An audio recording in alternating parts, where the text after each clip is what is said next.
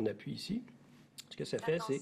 Une captation à une échelle est présentement en cours. Le téléphone cellulaire devient une caméra de surveillance. Voici l'application Robin. Elle a été développée pour enregistrer des preuves visuelles et audio pour aider des victimes de violences à appuyer leurs témoignages lors de procédures judiciaires. On est déjà reconnu par la Cour supérieure du Canada puis la Cour du Québec.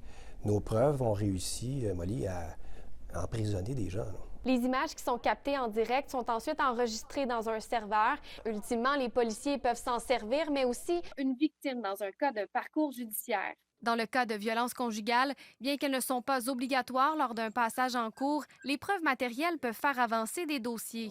L'application peut aussi apporter un sentiment de sécurité chez les victimes. C'est un incontournable pour la santé mentale de cette femme dont l'agresseur est présentement détenu. Avant qu'il sorte de prison, c'était pour me protéger justement de sa famille ou des membres toxiques qui sont alentour de lui.